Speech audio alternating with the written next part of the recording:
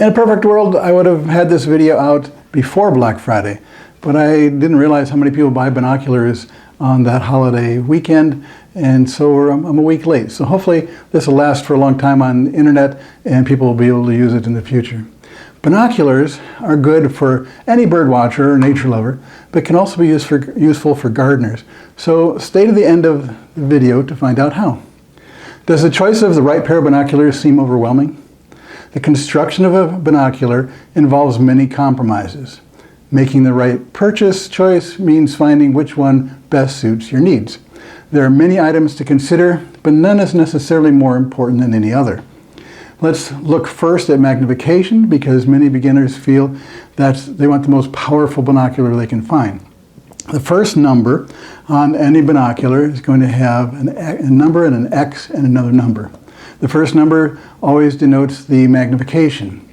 A bigger number means that the objects viewed will look that many times closer. The compromise is that it will also magnify any movements caused by your own hands or even atmospheric heat waves by that same amount. Higher magnification also tends to decrease the field of view and decrease how much light goes through to your eyes. For many people, higher magnification than 7 or 8 often makes it harder to see very well. The number after the X, in like a 7 by X 35, is the designation for the diameter of the objective lens in millimeters. The objective lens is the one closest on the binoculars to the object. Just as the iris of our eye opens up wider to gather more light in dimmer locations, a bigger objective lens gathers more light than a smaller one. The big lens that gathers more light is very useful, but is compromised by making the binocular bigger and usually heavier.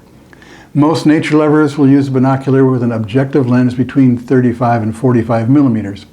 People who want to look at the night sky tend to need binoculars with a minimum of 50 millimeters.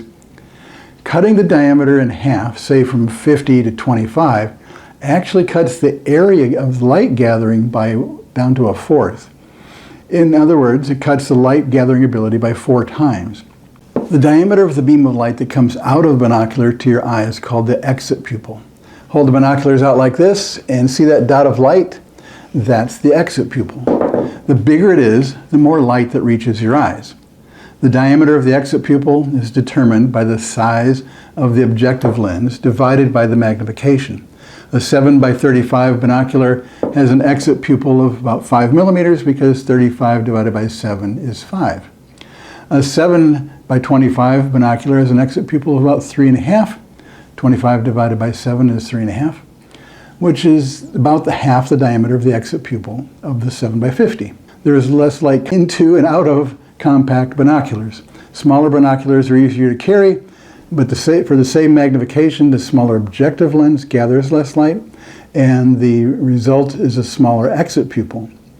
Less light getting to your eye may not be a problem in well-lit locations, but can be a problem in early morning, late evening, or maybe indoors at a concert. The pupil over your eye opens 2 to 4 millimeters during the day, as much as 5 to 7 millimeters during the evening. So the larger objective lens are useful in dimmer situations because it matches the exit pupil of the binocular to the same size as your eyes. The farther the exit pupil focuses past the end of the eyepiece, the easier it is for eyeglass wearers to use the binocular. Long rubber eye cups indicate a binocular designed for eyeglass wearers. This distance is called the eye relief, and it's measured in millimeters. Look for at least 15 millimeters of eye relief if you wear glasses. The eye cups will fold down or rotate down for people who are not wearing glasses, and they'll rotate up or fold up for people who are. The distance between the centers of your eyes is called the interpupillary distance. Binoculars are hinged to make each side so that it'll be able to match the diameter, not the diameter, but the width between your eyes, the interpupillary distance. A weak hinge will make it difficult to hold binoculars in front of each eye. So you go like this and then it falls down like that. That makes it much harder to use. All binoculars of good quality have an adjustment for each eye that allows people who have eyes that do not see the same near to far to be able to quickly adjust binoculars for their eyes. The plus and minus numbers on the binoculars are actually meaningless for our purposes.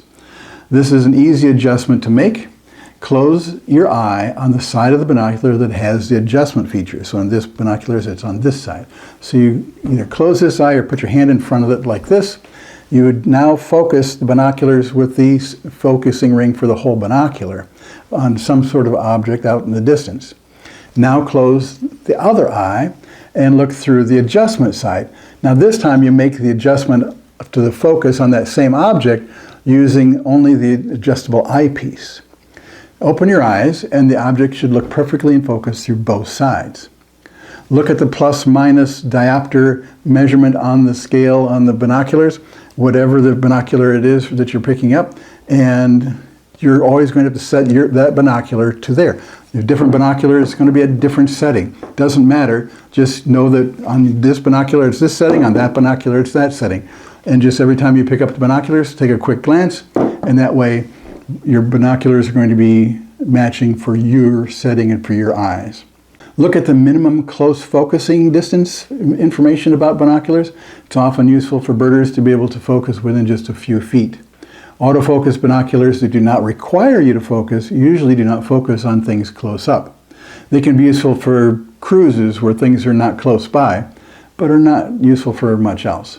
Binoculars can have different shapes. Binoculars have several groups of lenses and a pair of prisms for each side. Without the prisms, the binoculars would be two long telescopes next to each other. The prisms come in two shapes.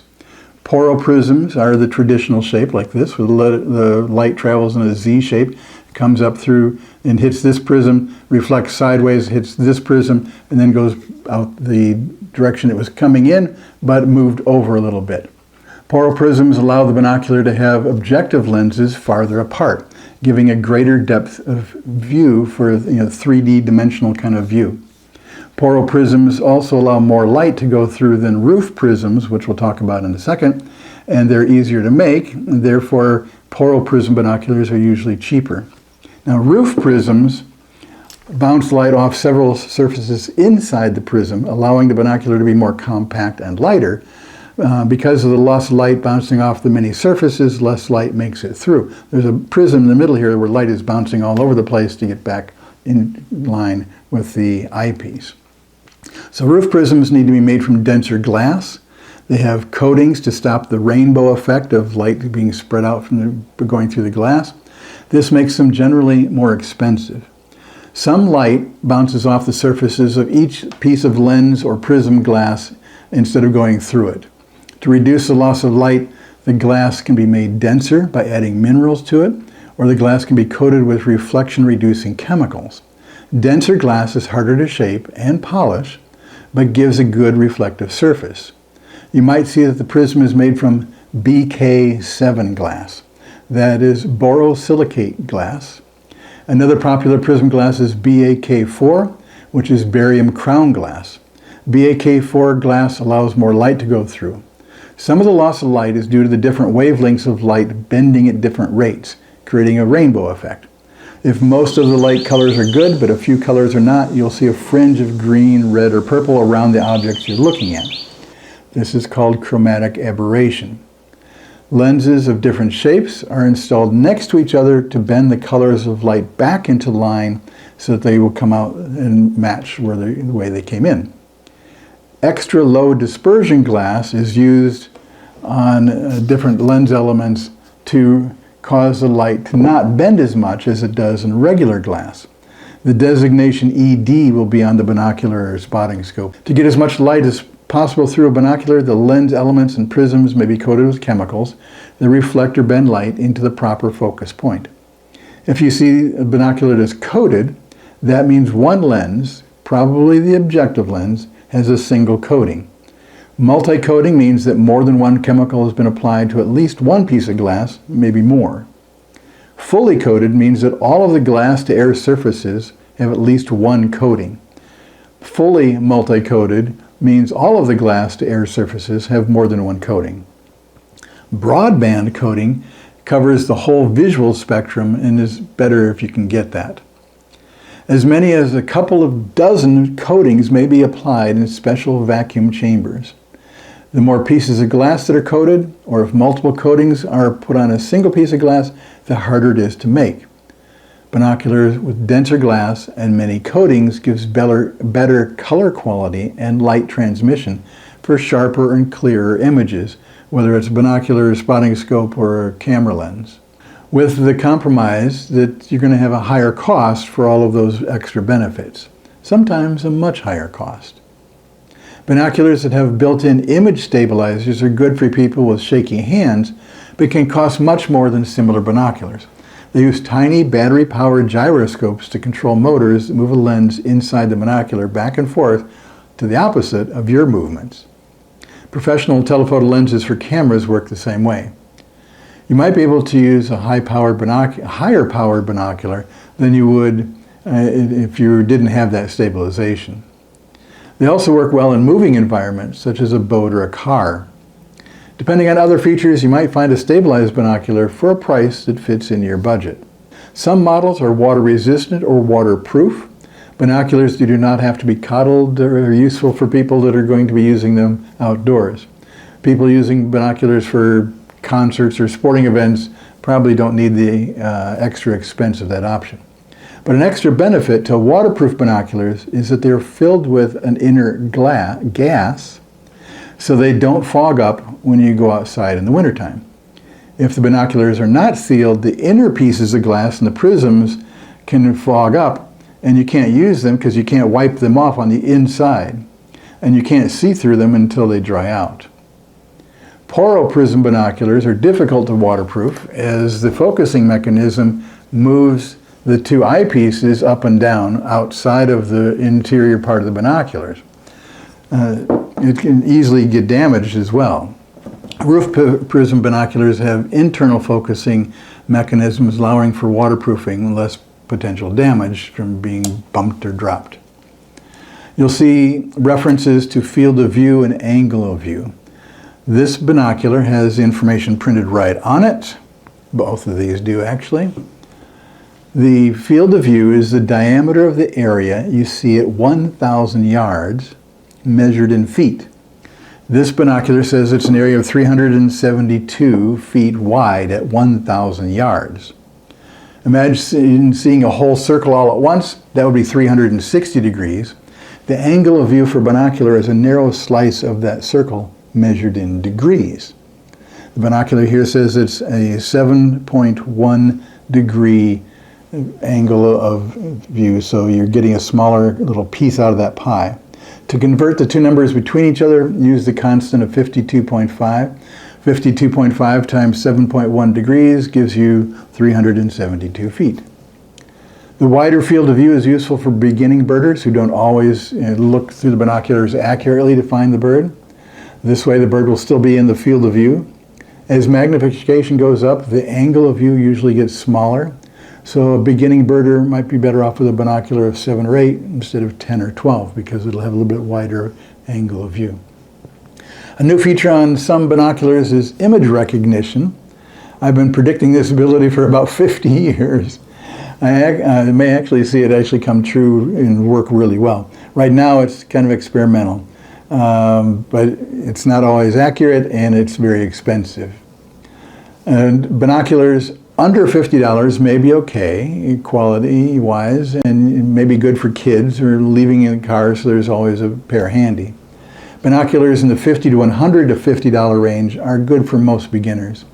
The next price range is the low hundreds to the upper hundreds, and it's good for serious birders and sporting people.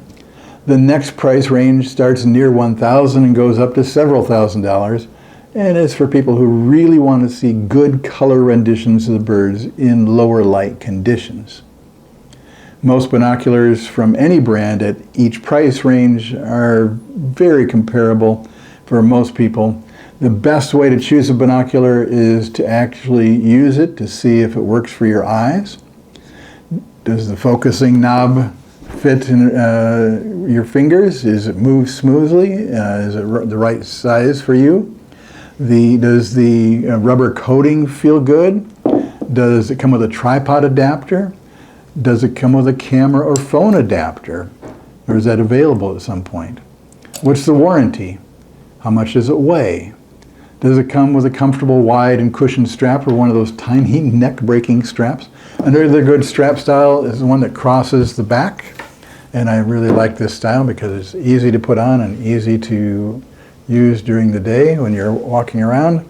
You just put your head through here, arms through here, and this is now ready to use. It works really well, and it keeps the strap off the back of your neck. Gift binoculars are best given if the receiver has tested them or they're accompanied by a gift receipt. Just about everything I've said about binoculars applies to monoculars, except of course there's only one of everything instead of two. I like carrying a binocular because it's easier to carry and it fits in a pocket. I can put it in a small case and still carry it in a pocket. Everything I've said about binoculars applies to spotting scopes. They tend to have a zoom lens that starts in the 20 to possibly 60 or 75 power. Because of the magnification of movement, they almost always have to be used with a tripod, because the higher power cuts down on the field of view and cuts down on the amount of light. Scopes tend to have a larger objective lens, 60 to 80 millimeters. There are image stabilized scopes, but the newest big feature for many people that they'll find helpful is the ability to send images to your phone. Camera adapters have been used on spotting scopes before the invention of the cell phone, but now you can put an attachment on there and send the image wirelessly to your phone. Night vision binoculars are available and can be used to find birds or other animals that are mostly active at night. Besides spotting things a long distance away, how can binoculars be useful to gardeners, you ask? I mentioned this at the beginning. I'm sure most people know that if you look in the wrong side of the binoculars, everything looks really small. But if you put something only about a ½ inch away from the binoculars, now it magnifies about the same power as the beginning as a binocular, but it'll look huge. So carrying a 7x35 binoculars is like also carrying a 7-power magnifying glass. You can now look at bugs and flowers with a whole new view. And just because I'm weird, people have binocular vision, as do many types of animals. This is a binocular. For some reason, it's also called a pair of binoculars. 2 or more of these are binoculars, or they can be called pairs of binoculars. Okay, grammar lesson's over. It's time to go look for some birds. This is Jeff with a Greener View. Thanks for watching.